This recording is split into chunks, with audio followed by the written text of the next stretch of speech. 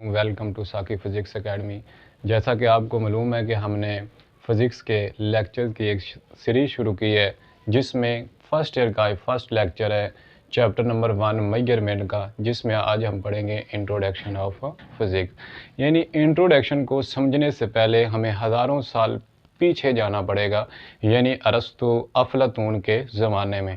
लोगों ने देखा कि सूरज से रोशनी निकलती है, ज़मीन तक आती है, कैसे आती होगी, और इंसान बोलता है, इसकी आवाज़ एक इंसान से दूसरे इंसान तक कैसे जाती होगी। पौधे उगते हैं तो ये डे ब डे, दिन ब दिन ग्रोथ कैसे करते होंगे। तो इंसान जब चलता है तो उसकी हार्ट बीट्स कम होती है, और जब भागता है तो उसकी रफ्तार बढ़ जाती है, ये कैसे होता होगा। तो इंसान के ज़हनों में मुख्तलिफ़ तरह के क्वेश्चन पैदा हुए, सवालात पैदा हुए होंगे। यानी उन्होंने कुदरत को ऑब्ज़र्व करने की कोशिश की, मुशाहिदा किया और उन सवालात की तलाश शुरू कर दी। तो उन्होंने कुछ इल्म इकट्ठा किया होगा, उस इल्म को नेचुरल फ़िलोसफ़ी का नाम दिया गया। लेकिन यूं वक्त गुज़रता गया, लोगों की तवज्जो इस तरफ बढ़ती गई, और 19वीं सदी के शुरू में, यानी आप देखें जाबिर बिन हयान, बू अली सीना, अब्दुल मालिक अस्माई और अरबलूनी जैसे अजीम साइंसदानों ने मेहनत की और बहुत सा इल्म इकट्ठा किया। तो इल्म बहुत ज़्यादा हो जाने की वजह से 19वीं सदी के शुरू में मज़ीद मालूम हुआ, मज़ीद महसूस हुआ कि अब इसे मज़ीद ब्रांचेज़ में तकसीम किया जाए। तो नेचुरल फ़िलोसफ़ी को 2 ब्रांचेज़ में तकसीम किया गया, जिसमें एक हमारे पास बायोलॉजिकल साइंसेज़ है और दूसरा फ़िज़िकल साइंसेज़। बायोलॉजिकल साइंसेज़ में हम लिविंग थिंग्स यानी ज़िंदा चीज़ों के बारे में मुताला करते हैं, जैसे इंसान हो गया, पौधे हो गए वगैरह। उसके बाद इसकी एग्ज़ाम्पल हमारे पास आ जाती है बायोलॉजी, ज़ूवोलॉजी और बॉटनी। बायोलॉजी में हम ज़िंदगी का साइंसी मुताला करते हैं, यानी साइंटिफिक स्टडी ऑफ लाइफ जो होगी उसे बायोलॉजी का नाम दिया जाता है। और उसके आगे एक डिवीज़न है ज़ूवोलॉजी, जिसमें हम एनिमल यानी जानवरों का मुताला करेंगे। और उसके बाद जो बॉटनी है उसमें पौधों वगैरह का मुताला किया जाता है। तो इधर दूसरी तरफ देखें तो फिज़िकल साइंसेज़ है। फिज़िकल साइंसेज़ में हम नॉन लिविंग थिंग्स की बात करेंगे, यानी बेजान अशिया जो होंगी, जिनके अंदर जान वगैरह नहीं होगी, जो ग्रोथ नहीं करेंगी, उसकी बात करेंगे। और इसमें हमारे पास केमिस्ट्री आ जाती है, जिसमें हम मादे की स्ट्रक्चर, साख्त, केमिकल रिएक्शन का मुताला करते हैं। उसके बाद जियोलॉजी आ जाती है, यानी ज़मीन की फॉर्मेशन के बारे में मुताला करेंगे। उसके बाद हमारे पास आ जाती है एस्ट्रोनॉमी, यानी अजरामी फलकियात, यानी सूरज, चाँद, सितारे वगैरह के बारे में जानते हैं। तो देखें, इन तमाम डिसिप्लिन को देखें, या बायोलॉजिकल साइंसेज और फिज़िकल साइंसेज जब इकट्ठी होती हैं, कंबाइन होती हैं, मिल जाती हैं, तो हमारे पास फंडामेंटल साइंसेज बनती हैं। तो फंडामेंटल साइंसेज में हम तीन चीज़ों को डिस्कस करते हैं। First of all, word of extremely large, यानी बड़ी से बड़ी चीज़।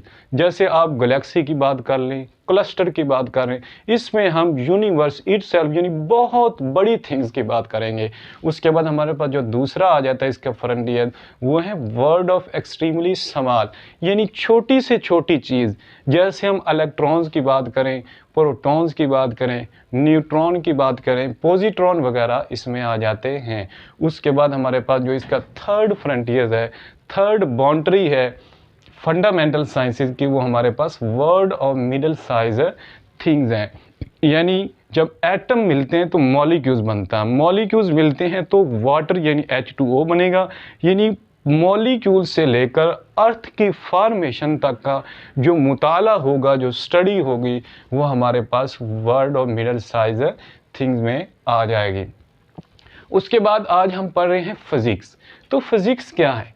फिज़िक्स में हम मैटर और एनर्जी, मैटर क्या है और एनर्जी, इन दोनों के दरमियान जो इंटरेक्शन होता है, उनके दरमियान जो रिलेशनशिप है, उसे हम डिस्कस करते हैं। मैटर क्या है?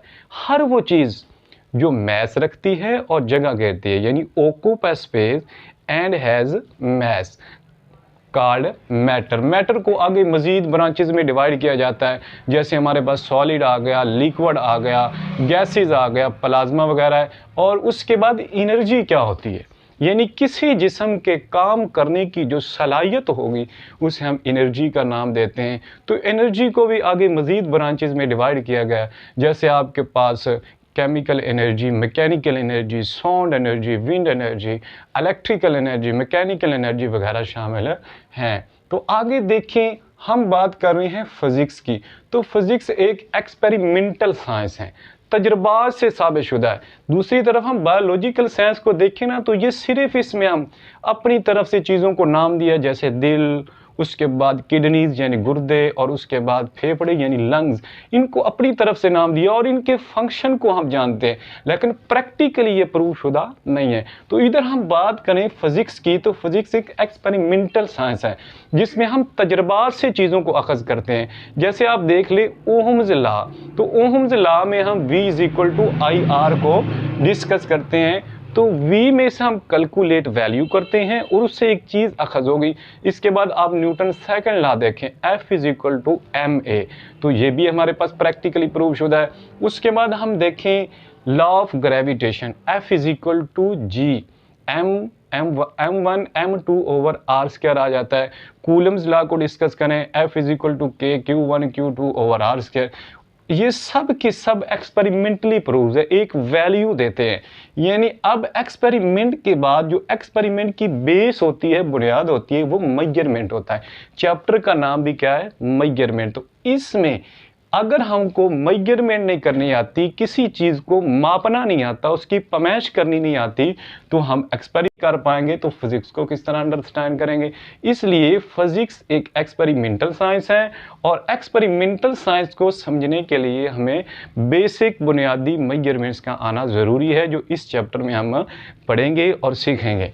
उसके बाद है ब्रांचेज ऑफ फिजिक्स, चंद एक है, वैसे तो ब्रांचेज बहुत यहाँ फिजिक्स की हैं, तो यहाँ पर हम चंद एक ब्रांचेज को डिस्कस करेंगे, जिसमें हमारे पास न्यूक्लियर फिजिक्स है। न्यूक्लियर फिजिक्स में हम एटॉमिक न्यूक्लियस के बारे में बात करेंगे और उसके साथ जो एसोसिएट प्रॉपर्टीज़ होंगी उनके बारे में जो मुताला होगा। ये atomic study of atomic nuclei is called nuclear physics.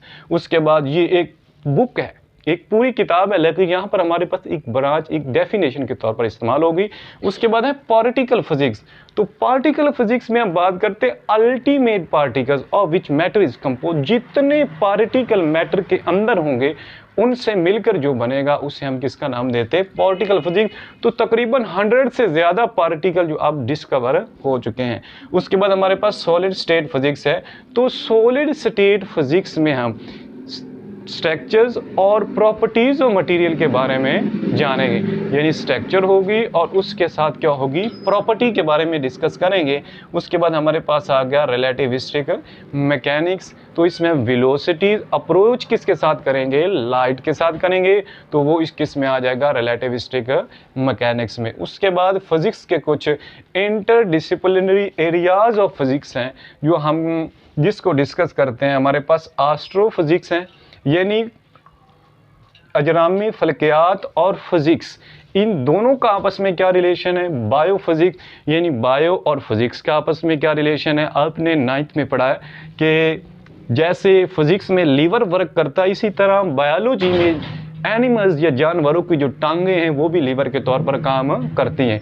उसके बाद हमारे पास मेडिकल फिजिक्स है, यानी मेडिकल और फिजिक्स का आपस में क्या रिलेशन होगा। उसके बाद हमारे पास जियो फिजिक्स है, यानी ज़मीन की फॉर्मेशन और फिजिक्स, इन दोनों का आपस में क्या रिलेशन है। इंजीनियरिंग और फिजिक्स का आपस में क्या रिलेशन है। और केमिकल फिजिक्स और फिजिक्स का आपस में क्या रिलेशन है। ये कुछ इंटरडिसिप्लिनरी एरियाज ऑफ फिजिक्स थे। देखिए, हमने बात की नेचुरल फिलोसफी क्या होता है। द फिलोसफी ऑफ नेचर या यूनिवर्स का नेचुरल फिलोसफी, इसको 2 ब्रांचेस में डिवाइड किया गया, फिजिकल साइंसेज और बायोलॉजिकल साइंसेज। फिजिकल साइंसेज और बायोलॉजिकल साइंसेज जब मिलती हैं तो एक फंडामेंटल साइंस बनती है। उसके 3 फ्रंटियर्स को हमने डिस्कस किया। उसके बाद फिजिक्स क्या है? एक्सपेरिमेंटल साइंस है, किस पे डिपेंड करती है? मेजरमेंट पे। इसकी ब्रांचेस थी, चंद एक डिस्कस की, लेकिन ब्रांचेस तो बहुत हैं फिजिक्स की, जैसे मैकेनिक्स आ गया, इलेक्ट्रोमैग्नेटिक